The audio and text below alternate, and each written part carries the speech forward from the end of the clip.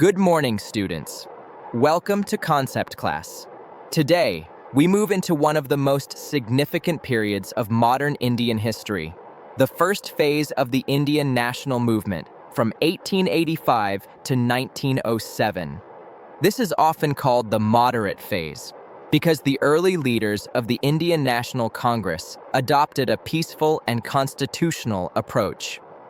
They didn't call for complete independence yet, but they laid the foundation for India's freedom struggle.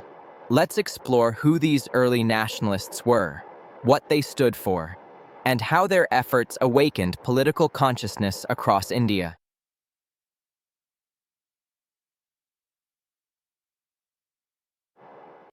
In this chapter, we'll learn how the Indian National Congress came into being, what its early goals were, how the leaders worked, and why their contribution, though slow and peaceful, was vital in shaping the Indian national movement.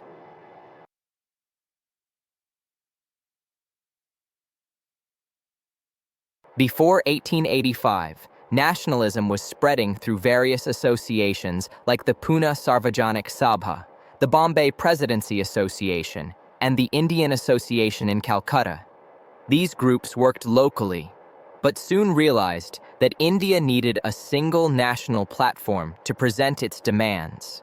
Educated Indians were becoming more politically aware, and the time was ripe for a united movement.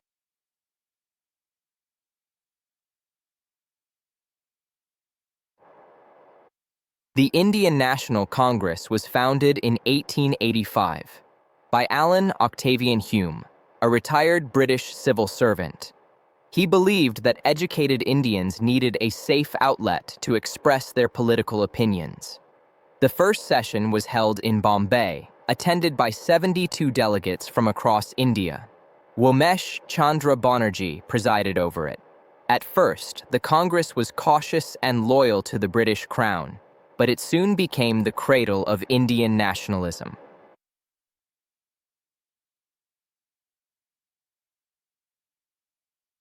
The early Congress did not demand independence.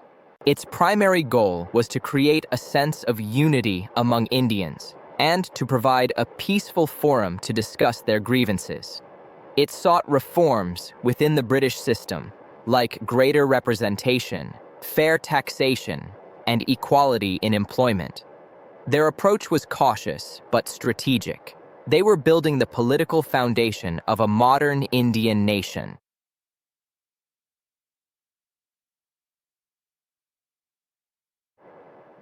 The leaders of this phase were known as moderates. They believed in the power of logic, reason, and moral appeal. Leaders like Dadabhai Naoroji, Surendranath Banerjee, Gopal Krishna Gokhale, and Ferozesha Mehta were men of intellect and character. They trusted that if the British government realized the justness of Indian demands, it would grant reforms. Their weapons were petitions, speeches, and writings, not swords or violence.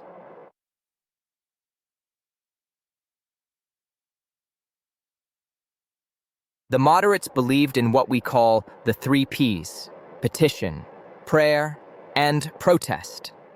They sent petitions and memoranda to British officials, passed resolutions in Congress sessions, and organized public meetings to raise awareness. They also used newspapers effectively to spread political education. They truly believed that Britain, as a democratic nation, would respond fairly if Indians appealed peacefully.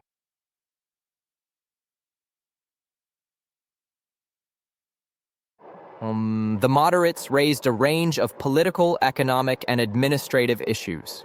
They demanded reduction of the heavy tax burden on peasants and appointment of Indians to higher administrative posts. They called for separation of the judiciary from the executive, a key democratic principle, and greater freedom of the press. Their approach may have been polite, but their ideas were revolutionary for the time.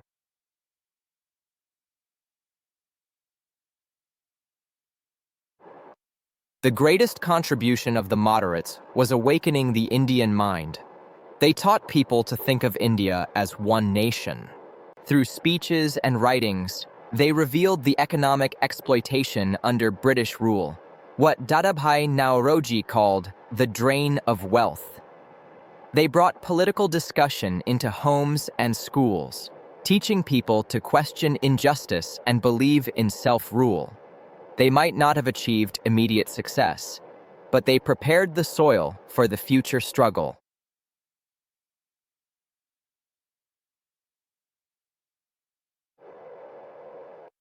Let's take a closer look at these pioneering leaders. Dadabhai Naoroji, the Grand Old Man of India, analyzed British economic exploitation in his famous drain theory. Surendranath Banerjee was one of India's first great orators and reformers, who inspired political awareness. Gopal Krishna Gokhale emphasized gradual reform through dialogue and education, and later became Gandhi's mentor. Ferozeshah Mehta worked tirelessly for civic reforms in Bombay. Together, they gave direction and respectability to the early nationalist movement.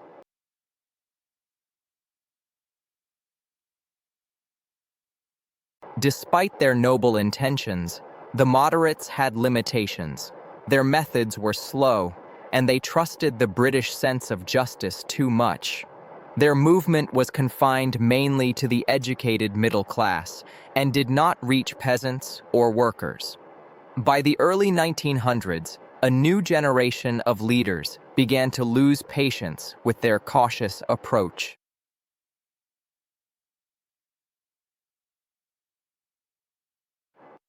Even with their shortcomings, the moderates played a crucial role in India's political awakening. They gave Indians a new political language. Words like self-government, rights, and representation became part of everyday life. They trained people to think democratically and united them under a national platform. Without their groundwork, the rise of the assertive nationalists would not have been possible.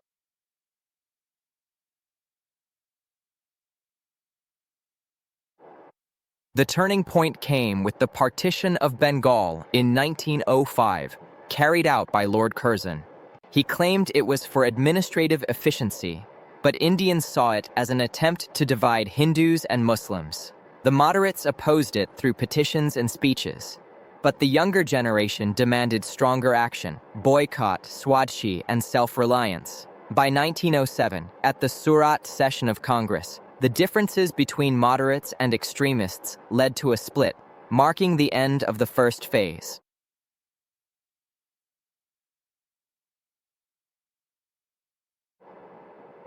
To summarize, the years 1885 to 1907 were the formative stage of India's national movement. The moderates brought political awakening and unity. Their peaceful and reasoned methods created awareness, while their limitations paved the way for more assertive movements that followed.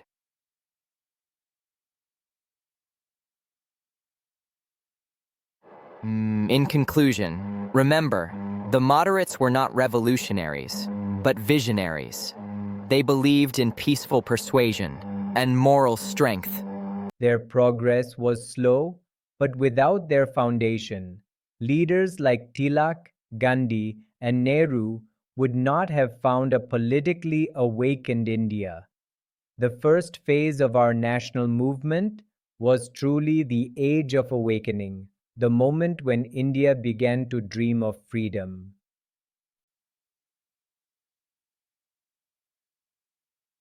Thanks for watching this video. I hope you enjoyed our journey. Don't forget to like and subscribe our channel for more videos.